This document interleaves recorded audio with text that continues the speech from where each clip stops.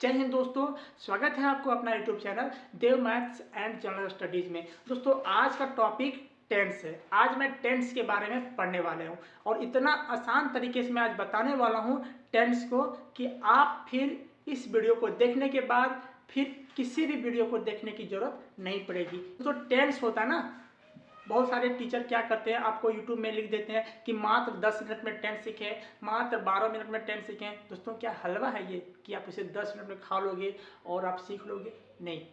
हाँ, 10 मिनट में आप स्ट्रक्चर बता सकते हो, लेकिन उसे डिफाइन करके आप सभी स्ट्रक्चर को 10 मिनट में सॉल्व करना नामुमकिन है, आप नहीं कर पाओगे। ठीक है, तो आप सिर्फ 10 मिनट में स्ट्रक्चर बना सकते हो, उसको समझा सकते हो, लेकिन बेसिक रूप से आप जो टेंस होता है ना उसे आप जानकारी नहीं दे सकते हो। तो आज मैं उसी पर बात करने वाला हूँ और टेंस में आज बेसिक से पढ़ाने वाला हूँ ताकि आपको टेंस से संबंधित सभी जानकारी अच्छे ढंग से प्राप्त हो पाए। देखिए दोस्तों, हमने लिख रखा है यहाँ पे टेंस। मैं बेसिक लेवल से चालू कर रहा हूँ। ठीक है, टेंस मीन्स क्या होता है दोस्तों? काल होता है। काल मीन्स क्या होता है? समय, चाहे वो प्रेजेंट का हो, पास्ट का हो या फिर फ्यूचर का हो, वो मेरा क्या कहलाते हैं? टेंसेस कहलाते हैं। ठीक है, जैसे मैं बोल रहा हूँ अभी तो ये मेरा प्रेजेंट का है। मैंने बोला था तो पास्ट में जाएगा, मैं बोलूँगा तो ये फ्यूचर में जाएगा। ठीक है दोस्तों, टेंसेस 3 तरह के होते हैं, प्रेजेंट, पास्ट, फ्यूचर, और इन्हीं टेंसेस से मिलकर हमारा सेंटेंस बनता है जो डेली यूज में हम लोग काम में लाते हैं कि भाई हमने ये काम किया है, हमने वो काम किया था, हम तो वो काम करेंगे। ठीक है, इन्हीं 3 सेंटेंसों से मेरा सेंटेंस बनता है, तो इन्हें जानना बहुत जरूरी है। देखिए, प्रेजेंट का मतलब होता है वर्तमान, जो अभी है। ठीक है, पास्ट का मतलब है जो था, फ्यूचर का मतलब जो आएगा। ठीक है, मैं आपको चार्ट के माध्यम से बताऊंगा अभी आगे। ठीक है, देखिए आप इसे इस तरह कर सकते हैं कि टेंस का 3 बेटा है। कौन कौन सा भाई? प्रेजेंट टेंस है, पास्ट टेंस है, फ्यूचर टेंस है। 3 बेटे हैं और इन तीनों का फिर 4 बेटे हैं। आप समझ सकते हो, इन तीनों का फिर 4 बेटे हैं। कौन कौन सा? Present indefinite tense, present continuous tense, present perfect tense और प्रेजेंट परफेक्ट कॉन्टिन्यूअस टेंस। मैं आपको अभी स्ट्रक्चर के माध्यम से समझाऊंगा, आपको और अच्छे तरह से समझ में आएगा। पास्ट का भी उसी तरह भाई, देखिए हमने सिर्फ प्रेजेंट की जगह पर पास्ट रख दिया, बाकी सेंटेंसेस सब सेम है। ठीक है, यहाँ भी इंडेफिनिट टेंस है, यहाँ भी इंडेफिनिट टेंस है, कॉन्टिन्यूअस यहाँ भी है, कॉन्टिन्यूअस यहाँ भी है। तो प्रेजेंट इंडेफिनिट टेंस हो गया प्रेजेंट का बेटा, प्रेजेंट कॉन्टिन्यूअस टेंस भी, प्रेजेंट परफेक्ट टेंस भी, प्रेजेंट परफेक्ट कॉन्टिन्यूअस टेंस भी, ये किसके बेटे भाई? प्रेजेंट टेंस के। पास्ट का क्या हो गया? Past indefinite tense, past continuous tense, past perfect tense, past perfect continuous tense. Future का क्या हो गया? Future indefinite tense, future continuous tense, future perfect tense and future perfect continuous tense. तो आप यहाँ पे समझ गए होंगे कि जो टेंस होता है वो सभी का दादा होता है, दादाजी होते हैं। ठीक है, और दादाजी के 3 बेटे हैं, present tense, past tense, future tense, और फिर तीनों का 4 बेटे हैं। यहाँ तक आशा करता हूँ आपको अच्छी तरह से समझ में आया होगा। आइए देखते हैं चार्ट को। हमने यहाँ चार्ट बना रखी है, आप यहाँ देख सकते हैं, और इस चार्ट से आपको इतना कुछ सीखने को मिलेगा कि आप सोच भी नहीं सकते हो। यही चार्ट में पूरा टेंस को हमने कवर करने की कोशिश की है। देखिए हमने क्या लिख रखा है, टेंस की पहचान। आपको टेंस पहचानने का सबसे बढ़िया उपाय हमने यहाँ पे लिख रखा है। आप अगर यहाँ ध्यान दोगे तो आप समझ पाओगे कि टेंस पहचानना कितना आसान है। ठीक है, देखिए ये है प्रेजेंट का कॉलम। ठीक, प्रेजेंट का कॉलम मतलब जो वर्तमान में भी हो रहा है। ठीक है, ये है पास्ट का कॉलम। पास्ट का कॉलम मतलब ये काम हुआ है पहले। ठीक है, और ये रहा मेरा फ्यूचर का कॉलम। समझ लो ना, हमने यहाँ 3 कैटेगरी में से बांट दिया है, प्रेजेंट, पास्ट, फ्यूचर, और इनके सारे यहाँ पे हमने इंडेफिनिट लिख रखा है। प्रेजेंट इंडेफिनिट का क्या होता है, प्रेजेंट कॉन्टिन्यूअस का क्या होता है, प्रेजेंट परफेक्ट का क्या होता है, प्रेजेंट परफेक्ट कॉन्टिन्यूअस का क्या होता है। उसी तरह पास्ट इंडेफिनिट का क्या होता है, पास्ट कॉन्टिन्यूअस का क्या होता है, पास्ट परफेक्ट का क्या होता है, पास्ट परफेक्ट कॉन्टिन्यूअस का कैसे उसे पहचानेंगे। जिससे हमने इतना आसान तरीके से लिख रखा है कि आप इसे अगर ध्यान से समझोगे तो आप समझ पाओगे सभी चीज़ों को। देखिए अगर हमें प्रेजेंट में रहेगा, प्रेजेंट का पहचानने का तरीका क्या है? जिस भी क्रिया के अंत में क्या रहेगा मेरा? ता रहेगा, ते रहेगा, ती रहेगा। ठीक है, और लास्ट में क्या रहेगा? है। इसका उसे हम क्या कहेंगे? Present tense. प्रेजेंट टेंस को पहचानने का सिंपल सा तरीका है कि उस सेंटेंस के अंत में ये चारों में से किसी एक का होना जरूरी है, हैं, हो, हूँ। है का प्रयोग होता है थर्ड पर्सन सिंगुलर नंबर के साथ। है का प्रयोग होता है सब्जेक्ट जो प्लूरल रहता है, जैसे यू, वी, दे, ठीक है। हो का प्रयोग होता है प्लूरल के साथ, और हूँ का प्रयोग होता है मैं के साथ, आई के साथ, ठीक है। तो ये सेंटेंस अगर सेंटेंस के अंत में मिला तो हम क्या कह देंगे भाई कि वो मेरा प्रेजेंट का है, प्रेजेंट टेंस का ये सेंटेंस है, ठीक है। उससे पहले क्या देखेंगे, ता, ते, ती, तो हम समझ पाएंगे कि कौन सा सेंटेंस का है, प्रेजेंट टेंस का सेंटेंस है, ठीक है। जैसे इसका स्ट्रक्चर देखिए, सब्जेक्ट प्लस वर्ब का वन फॉर्म या तो 5 प्लस ऑब्जेक्ट। अब सब्जेक्ट क्या होता है, जितने भी सारे प्रोनाउन होते हैं, जैसे आई, वी, ठीक है, यू, ही, सी, इट और किसी का नाम। फर्स्ट पर्सन में जो आता है आई आता है आपका और वी आता है, सेकंड पर्सन में यू आता है, ठीक है, और थर्ड पर्सन में आपका क्या आता है, ही, सी, इट और किसी का नाम। थर्ड पर्सन में जितने भी सारे प्रोनाउन आते हैं वो मेरे सिंगुलर होते हैं, बाकी सभी प्लूरल होते हैं। तो यहाँ देखिए हमने सब्जेक्ट प्लस वर्ब 1 या तो वर्ब 5 प्लस सब्जेक्ट लिख रखा है, ठीक है। अगर मैं सिंपल सा बोलूँ कि वह खाता है तो इसका क्या हो जाएगा, वह खाता है आ रहा ना। तो है वाला कॉलम में देखेंगे भाई कि है किस में आ रहा है, तो प्रेजेंट में आ रहा है। उससे पहले देखेंगे ता, वह खाता है के पहले ता आ रहा है, मतलब वो प्रेजेंट टेंस का सेंटेंस है। तो हम पहचान पाएंगे कि अगर वह रहेगा तो वह मेरा थर्ड पर्सन सिंगुलर नंबर है, ठीक है। और उसके अलावा जितने भी सारे हमारे प्रोनाउन हैं आई, वी, यू, दे, ये सब मेरा प्लूरल सब्जेक्ट है। उनके साथ हम क्या लगाएंगे, वर्ब का फर्स्ट फॉर्म, ठीक है। और बाकी के साथ क्या लगाएंगे, वर्ब का फिफ्थ फॉर्म। समझ रहे हो ना। वर्ब हम उसे कहते हैं जो शरीर के द्वारा किसी भी तरह का एक्टिविटी किया गया है ना, तो उसे हम वर्ब कहते हैं। जैसे देखिए खेल रहा हूँ, खेलने में मेरा पैर काम कर रहा है, तो खेलना मेरा क्या हो गया, वर्ब हो गया। बोल रहा हूँ, बोलने में मेरा मुंह काम कर रहा है, तो ये मेरा क्या हो गया, वर्ब हो गया। बोलना क्या हो गया, वर्ब हो गया, ठीक है। पढ़ा रहा हूँ मतलब हाथ काम कर रहा है, तो ये मेरा पढ़ाना क्या हो गया, वर्ब हो गया, ठीक है। सिंपल सा याद रखना कि जिस क्रिया के अंत में ना मिल जाए उसे हम क्या कहते हैं, वर्ब कहते हैं। खेलना लास्ट में ना आया, पढ़ना लास्ट में ना आया, सोना, नाचना, हंसना, रोना, ठीक है, सब जितने सारे सेंटेंस के अंत में ना आए वो मेरे क्या कहलाएंगे, वर्ब कहलाएंगे, ठीक है। तो सिंगुलर सब्जेक्ट रहेगा तो वर्ब भाग का प्रयोग करेंगे, और अगर प्लूरल सब्जेक्ट रहेगा तो मैन वर्ब का यूज करेंगे, ठीक है। देखिए subject plus verb 1 plus verb 1, subject plus verb 1 या तो वर्ब 5 और प्लस में ऑब्जेक्ट। नेगेटिव में आपको डू डज का प्रयोग करना है, ठीक है। सिंगुलर सब्जेक्ट रहेगा ना उसके साथ आपको डज लगाना है, प्लूरल सब्जेक्ट रहेगा तो उसके साथ डू लगाना। जैसे वह नहीं खाती है, तो वह मेरा सिंगुलर सब्जेक्ट है, इसके साथ हम क्या लगाएंगे, डज का प्रयोग करेंगे, ठीक है। वह नहीं खाती है, ही डज नॉट ईट, ठीक है। इट्स नहीं होगा। देखिए अगर सिंपल हम बोल दूं कि वह खाता है, ठीक है, तो इसे आप कैसे लिखोगे, ही इट्स लिखोगे ना, कि ही इज इट लिखोगे उसे नहीं। इतना आप याद रखना कि प्रेजेंट इंडेफिनिट टेंस में इज, एम, आर का प्रयोग नहीं होता है। सिंपल सा रखना, मैं क्या बोल रहा हूं ध्यान समझिएगा। प्रेजेंट इंडेफिनिट टेंस में, कॉन्टिन्यूअस में नहीं बोल रहा हूं मैं, प्रेजेंट इंडेफिनिट टेंस में इज, एम, आर का प्रयोग नहीं होता है, ठीक है। उसकी जगह पर क्या होता है, कुछ नहीं होता है, ठीक है। सिंपल सा। अगर नेगेटिव में रहेगा तो डू डज का प्रयोग करेंगे, और अगर सिंपल अफर्मेटिव में सेंटेंस है तो सिंपल सब्जेक्ट प्लस वर्ब 1 लगेगा, अगर सब्जेक्ट प्लूरल है, और अगर सब्जेक्ट सिंगुलर है तो वर्ब 5 लगेगा। उसके बाद जो ऑब्जेक्ट है वो ऑब्जेक्ट लगा देंगे। जैसे राम खाता है तो राम इट्स हो जाएगा, ठीक है। लेकिन सेंटेंस अगर राम नहीं खाता है तो इसमें क्या होगा, राम डज नॉट ईट होगा, इट्स नहीं होगा। क्यों नहीं होगा, क्योंकि जहां पर आपका model exclusive verb do does घुस गया तब उसके बाद वर्ब हमेशा फर्स्ट फॉर्म में रहता है, ठीक है। इतना आप याद रखना, ठीक है। डू डज के बाद हमेशा जो वर्ब होता है वो फर्स्ट फॉर्म में होता है, ठीक। उसी तरह कॉन्टिन्यूअस में देखते हैं, प्रेजेंट कॉन्टिन्यूअस टेंस का पहचानने का तरीका क्या, रहा, रही, रहे। शब्द में लास्ट में क्या रहे, रहा, रही, रहे, और ये लास्ट तो मेरा होगा ही। लास्ट में क्या रहना चाहिए, है, हो, हूँ, और उससे पहले रहा, रही, रहे, तो वह सब टेंस किस में रहेगा, प्रेजेंट कॉन्टिन्यूअस टेंस में। उसका स्ट्रक्चर क्या होता है, सब्जेक्ट का रखेंगे।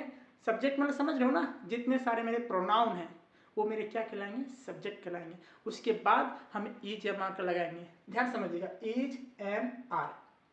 कॉन्टिन्यूअस में हमेशा वर्ब फोर का यूज कीजिएगा, वर्ब फोर का जो फॉर्म होता है ना उसका यूज कीजिएगा। उसके बाद ऑब्जेक्ट जो रहेगा उसे लगा दीजिएगा। सिंपल से अगर मैं बोलूँ कि वह खा रही है, क्या हो जाएगा यहाँ, ही इज ईटिंग। लेकिन वही अगर हम बोल दूंगा कि वह खाती है तो क्या ही इज इट्स होगा, नहीं होगा। हमने बताया भी ना कि प्रेजेंट इनडेफिनिट टेंस में इज एम आर का प्रयोग नहीं होता है, ठीक है, इस बात को आप नोट कर लीजिएगा। कॉन्टिन्यूअस क्या है, ये तो हमने बता दिया कि सब्जेक्ट जो रहेगा, जितने सारे हमारे प्रोनाउन होते हैं वो मेरे सब्जेक्ट कहलाते हैं। उसके बाद इज एम आर लगाऊंगा, उसके बाद वर्ब का फोर्थ फॉर्म लगाएंगे, ठीक है, उसके बाद ऑब्जेक्ट लगा देंगे, ठीक। चलिए उसके बाद परफेक्ट में आते हैं, प्रेजेंट परफेक्ट टेंस में। परफेक्ट टेंस का पहचानने का तरीका क्या है, वो भी प्रेजेंट में चुका है।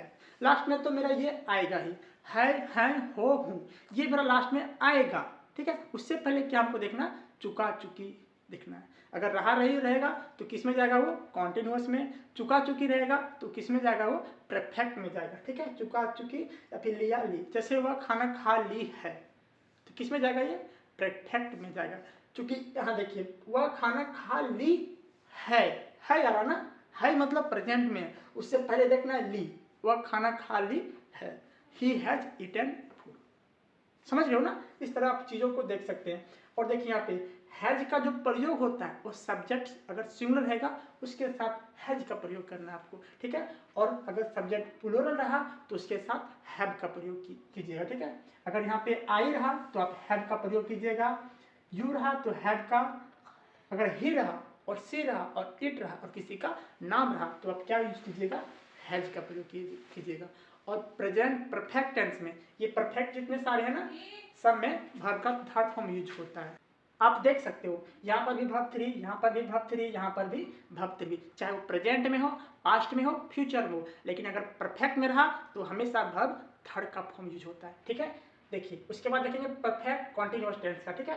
प्रेजेंट परफेक्ट कॉन्टिन्यूअस टेंस का पहचानने का तरीका कि लास्ट में हमें देखना है, हो, हूँ, तो हमें पता चल जाएगा कि प्रेजेंट में भाई, और उसके पहले क्या रहेगा, से। यहाँ पे हमने लिखना भूल गया, क्या रहेगा भाई, से रहेगा। टाइम ऑफ पीरियड रहेगा, कितने की, मतलब कि वह 10 दिनों से आ रही है, 10 दिनों से, टाइम ऑफ पीरियड, ठीक है। वह सुबह से आ रही है, यहाँ भी बता रहा हूँ ना, से आ रही है, से का जहाँ से प्रयोग हुआ वह 10 दिनों से आ रही है, वह 10 दिनों से नाच रही है, वह 10 दिनों से खेल रही है, वह 10 दिनों से पढ़ रही है। तो ये जो सेंटेंस होते हैं ये किस में जाएंगे, प्रेजेंट परफेक्ट कॉन्टिन्यूअस टेंस में। और अगर सब्जेक्ट सिंगुलर रहा तो उसके साथ हैज लगाएंगे, और सब्जेक्ट अगर प्लूरल रहा उसके साथ हैव लगाएंगे। और बीन का प्रयोग करके वर्ब का हमेशा फोर का यूज करना, क्योंकि यहाँ पे देखिए कॉन्टिन्यूअस और यहाँ पर भी कॉन्टिन्यूअस।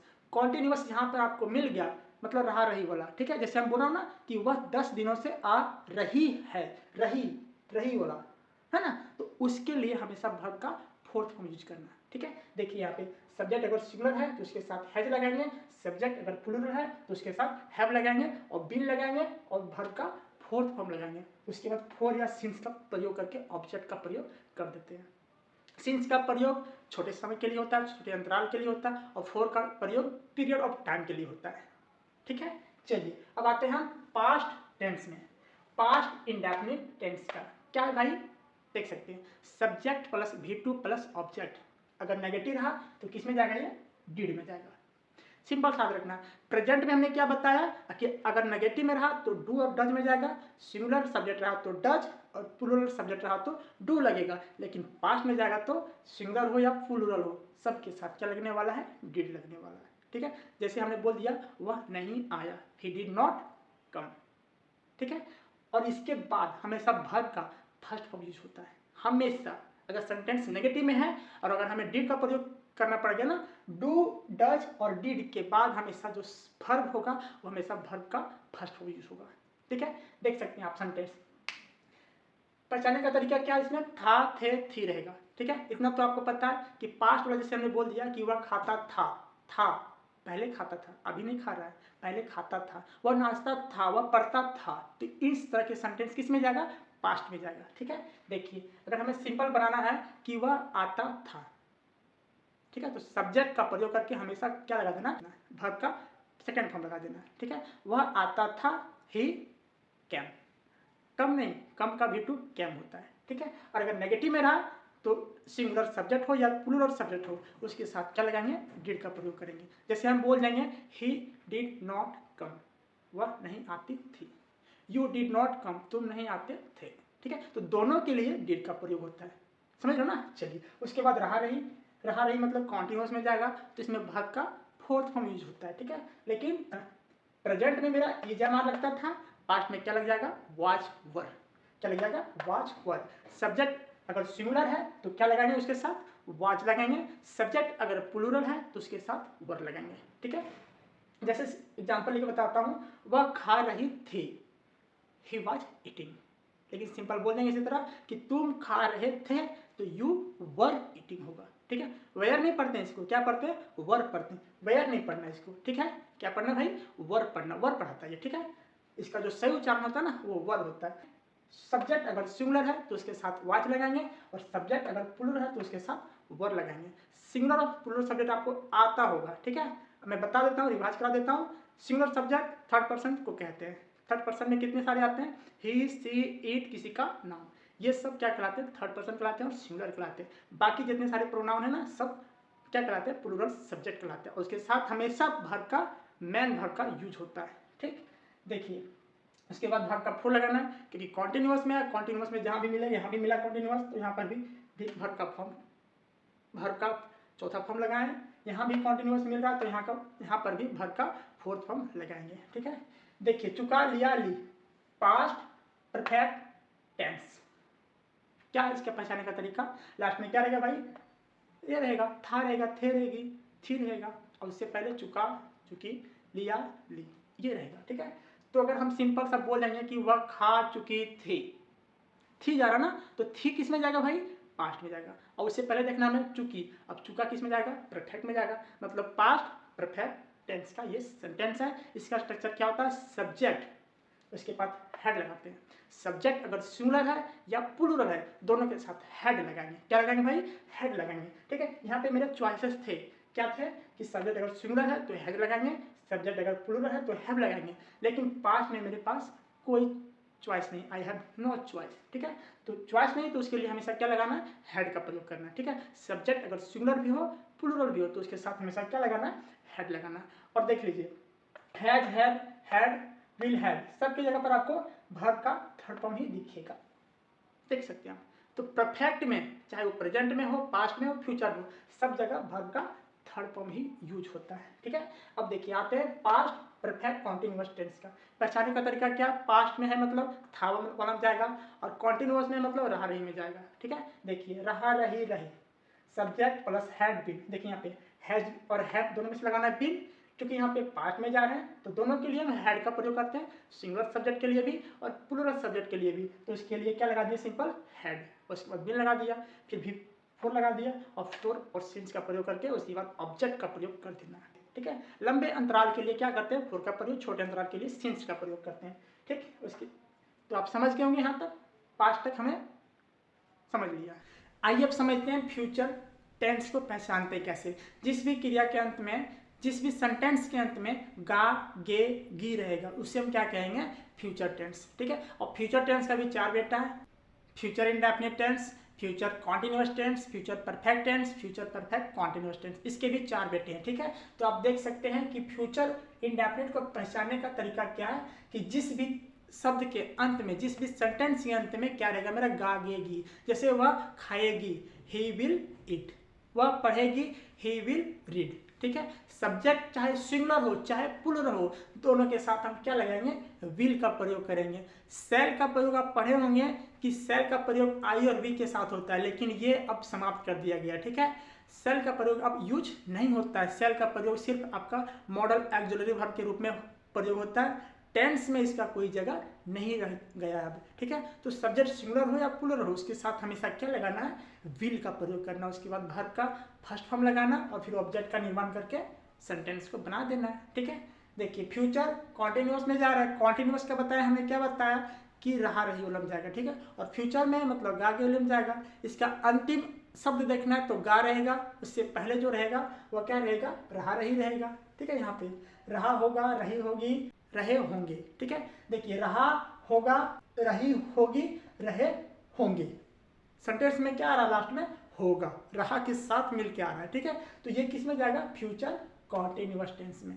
इसमें क्या प्रयोग होगा, सब्जेक्ट जो आपका जो भी रहे, चाहे सिंगुलर हो प्लूरल हो, उसके साथ तो हमने क्या बताया अभी, विल का प्रयोग होता है। तो सब्जेक्ट प्लस विल बी लगा देना है। क्या लगा देना है, बी, और प्लस में वर्ब का फोर फॉर्म तो लगता है कॉन्टिन्यूअस में, और प्लस में ऑब्जेक्ट। ठीक है, चलिए अब देखते हैं फ्यूचर परफेक्ट टेंस का। तो फ्यूचर परफेक्ट टेंस का क्या भाई, परफेक्ट में जा रहा है ना, मतलब चुका चुकी में जा रहा है, और इसमें वर्ब का थर्ड फॉर्म लगने वाला है। परफेक्ट में हमेशा वर्ब का थर्ड फॉर्म लगता है। बस इतना सा याद रखो ना कि कॉन्टिन्यूअस जहाँ मिला आपको वहाँ पे हमेशा वर्ब का फोर्थ फॉर्म यूज होगा, और चुका चुकी जहाँ से मिला वहाँ पे वर्ब का थर्ड फॉर्म यूज होगा। ठीक है, देखिए पहचानने का तरीका क्या है कि लास्ट में गागेगी रहेगा और उससे पहले चुका लिया ली होगा। वह खा चुका होगा, he will have eaten। ठीक है, he will have eaten। वह नाच चुका होगा, he will have danced। ED घुसेगा, ठीक है, लास्ट में क्या घुसेगा, ईडी घुसेगा, क्योंकि हैव आ गया ना, हैज हैव हैड के बाद हमेशा वर्ब का थर्ड फॉर्म यूज होता है। ठीक है, तो आप इस तरह से बना सकते हैं। फ्यूचर परफेक्ट कॉन्टिन्यूअस टेंस, भाई यहाँ भी कॉन्टिन्यूअस आया, तो कॉन्टिन्यूअस आया मतलब रहा रही उलम जाएगा, और फ्यूचर में मतलब गा में रहेगा, अंत शब्द क्या रहेगा, गा रहेगा, उससे पहले क्या रहेगा, से लगा रहेगा। यहाँ पर भी हमने लिखा ना, छोड़ दिया। ठीक है, क्या लगा रहेगा, से, और यहाँ पर भी से, यहाँ तुमने लिख दिया, से लगा रहेगा। जैसे वह 10 दिनों से खा रहा होगा, वह 10 दिनों से नाच रहा होगा, वह 10 दिनों से आ रहा होगा, तो ये सेंटेंस किस में जाएगा, फ्यूचर परफेक्ट कॉन्टिन्यूअस टेंस में। ठीक है, तो इसका स्ट्रक्चर क्या है भाई, सब्जेक्ट चाहे कुछ भी हो, हमें तो लगाना है उसके साथ विल ही, तो subject plus will have been, will have been लगाना। देखिए यहाँ पर भी बीन, यहाँ पर भी बीन, यहाँ पर भी बीन। डिफरेंस क्या है यहाँ पे, देखिए यहाँ परफेक्ट में था तो हैज लगा, पास्ट में गया तो हैड लगा, फ्यूचर में गया तो विल हैव गया। उसके बाद वर्ब का फॉर्म लगा देना, सिंस या फोर लगा देना, उसके बाद ऑब्जेक्ट का निर्माण कर देना है। तो बस टेंस का टॉपिक आज ही समाप्त होता है। तो कैसी लगी आपको ये वीडियो, अगर अच्छी लगी होगी तो प्लीज़ एक लाइक दीजिएगा, और चैनल पर नए तो चैनल को सब्सक्राइब जरूर कीजिएगा, और इस वीडियो को शेयर करना नहीं भूलिएगा, ताकि आप जिस तरह सीखें उस तरह कोई और सीखे। ये मेरी दुआ है, ये मेरी कामना है, क्योंकि मैं चाहता हूँ कि सभी लोग इस तरह के एजुकेशन प्राप्त करें। मिलते हैं नेक्स्ट वीडियो में, तब तक के लिए इजाज़त दीजिए। Thank you.